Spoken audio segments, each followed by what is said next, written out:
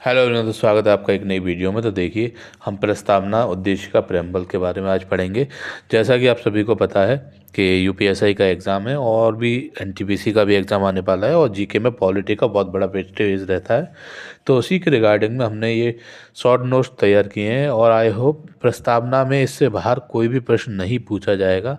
तो हम स्टार्ट करते हैं। जैसे कि पहले हमने क्या देखा, देखिए 13 दिसंबर 1946 को पंडित जवाहरलाल नेहरू ने संविधान सभा को में उद्देश्य प्रस्ताव प्रस्तुत किया था, जिसे संविधान सभा ने 22 जनवरी 1947 को स्वीकार कर लिए।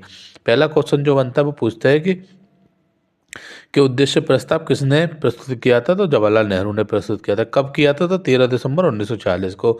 और प्रस्तावना को क्या बोलते हैं? तो उद्देश्य का भी बोलते हैं। ये आपको याद रखना है, ये पूछा जाता है मोस्टली। फिर पूछा जाता है कि प्रस्तावना जो सर्वप्रथम है यूएसए के संविधान में शामिल की गई थी। किस में थी? संविधान में। तो यूएसए के संविधान में थी। ठीक है।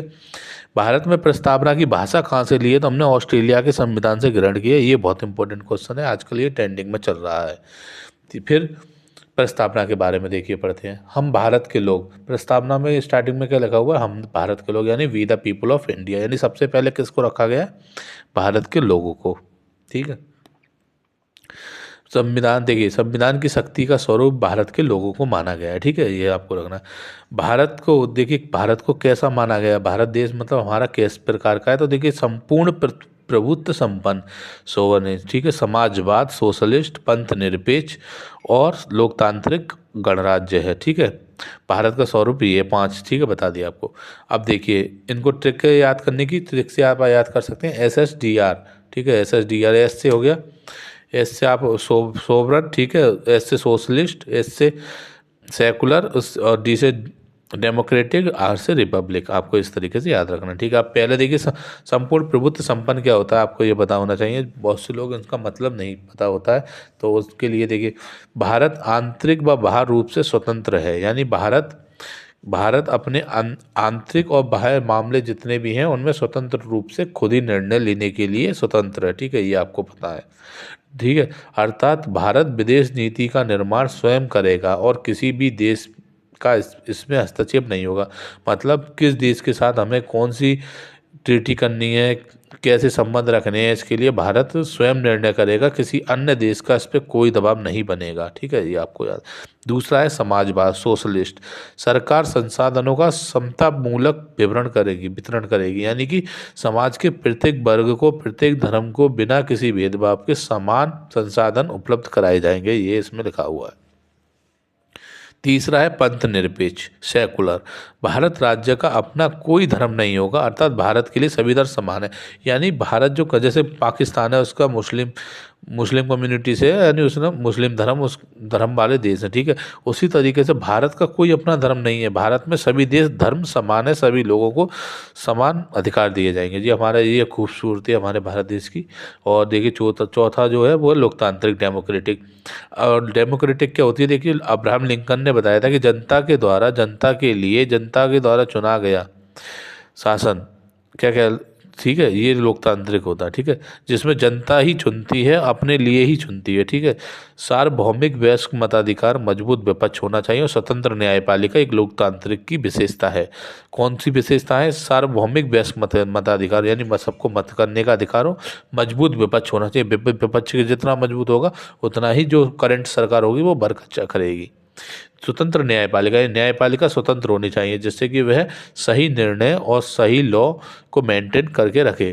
ठीक है। और गणतंत्र, गणतंत्र मतलब रिपब्लिक, यानी कि यहाँ पे कोई वंशानुगत नहीं है, मतलब पीढ़ी दर पीढ़ी राजा नहीं बन रहा है हमारे यहाँ। हमारे यहाँ क्या है? हमारे यहाँ चुना जाता, चुनाव होते हैं अप्रत्यक्ष और प्रत्यक्ष दोनों रूप से। ठीक है, इस तरीके से। अब देखिए, भारत में नागरिकों को क्या क्या प्राप्त है, अगर उसमें देखा जाए प्रस्तावना के अंतर्गत। देखिए, 3 प्रकार के न्याय, प्रस्तावना में 3 प्रकार के न्याय की बात की गई है। कौन कौन सी? SEP ट्रिक से याद कर सकते हैं, जिसमें पहला होगा सामाजिक, दूसरा आर्थिक, तीसरा राजनीतिक न्याय। ये तीनों न्याय आपको याद कर लेने, क्योंकि ये बहुत इंपॉर्टेंट है। 5 प्रकार की स्वतंत्रता की बात की गई है। किस कौन कौन सी? विचार, अभिव्यक्ति, विश्वास, धर्म और उपासना। 2 प्रकार की समता दी गई है। कौन कौन सी?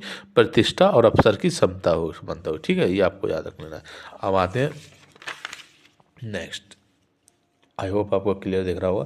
देखिए, प्रस्तावना कब हुई थी? लागू। तो 26 नवंबर 1949 को मार्गशीर्ष शुक्ल सप्तमी विक्रम संवत 2006 इसको हमने अडॉप्ट कब किया था, अंगीकृत, तो भारत की जनता ने स्वीकार किया था। ठीक है, कब किया था, तो इसी दिन किया था। अधिनियमित, अधिनियमित कब हुई, संविधान को लागू किया जब। ठीक है, आत्मसमर्पित स्वयं को अपने संविधान में सौंपेगा। ठीक है, अब देखिए कुछ प्रश्न हैं जो पूछे जाते हैं और ये कहीं ना कहीं मोस्टली सभी एग्जामों में, वनडे एग्जाम में एक क्वेश्चन आ ही जाता है, जैसे कि क्या प्रस्तावना संविधान का भाग है। तो देखिए वर्तमान में प्रस्तावना संविधान का भाग है। बेरुवाड़ी मामला होता है 1960 में, जिसमें सर्वोच्च न्यायालय ने कहा कि प्रस्तावना संविधान का भाग नहीं है। लेकिन 24 अप्रैल 1973 को केशवानंद भारती केस होता है, जिसमें सुप्रीम कोर्ट ने निर्णय दिया कि प्रस्तावना संविधान का भाग है। क्या प्रस्तावना में संशोधन हो सकता है, तो यस, हाँ, प्रस्तावना में संशोधन हो सकता है। किसके द्वारा, केशवानंद भारती केस के द्वारा। ठीक है, 42वां संविधान संशोधन 1976 में हुआ था, जिसके द्वारा प्रस्तावना में 3 नए शब्द जोड़े गए थे। कौन कौन से जोड़े गए थे, समाजवाद, पंथनिरपेक्ष, अखंडता। ये तीनों आपको याद रखने, सीरियल से ये पूछे जाते हैं। क्या प्रस्तावना न्यायालय में परिवर्तनीय है, तो परिवर्तनीय, देखिए परिवर्तनीय नहीं है, प्रस्तावना अपरिवर्तनीय है। प्रस्तावना डीपीएसपी और मौलिक कर्तव्य है, ये अपरिवर्तनीय रहेंगे, इनको बदला नहीं जा सकता, जबकि मौलिक अधिकार, फंडामेंटल राइट, बदले जा सकते हैं। ठीक है, अब देखिए 2 इम्पोर्टेंट क्यूटो हैं जो मोस्टली एग्जाम में आ रहे हैं और ट्रेंडिंग में भी हैं। ठाकुरदास भार्गव जी ने प्रस्तावना को क्या कहा था, तो उन्होंने संविधान की आत्मा कहा था। देखिए इसमें कन्फ्यूज होता है बंदा किसको लेके, के बी आर अम्बेडकर को लगा देते हैं, जबकि बी आर अम्बेडकर ने क्या कहा था, आर्टिकल 32 को संविधान की, आर्टिकल 32 को संविधान की आत्मा कहा था, जिसमें 5 प्रकार की रिट दी जाती है सर। ठीक है, रिट होती है 5 प्रकार की, जिसके द्वारा अगर हमारे मौलिक अधिकारों का हनन होता है तो हम सुप्रीम कोर्ट व हाई कोर्ट कहीं भी जा सकते हैं। कि एम मुंशी ने क्या कहा था प्रस्तावना को, तो राजनीतिक जन्म कुंडली कहा था। आई होप आपको वीडियो अच्छी लगी हो। अगर आपको इसी प्रकार की वीडियो अच्छी लगी हो तो नेक्स्ट टॉपिक आप लोग कमेंट करके बता दीजिए, मैं उस पर शॉर्ट नोट्स बना दूंगा। और मुझे नहीं लगता इससे बाहर कोई भी प्रश्न पूछा जाएगा आपका प्रस्तावना से related. Thank you for watching, have a nice day. Her her Mahadev. Thank you.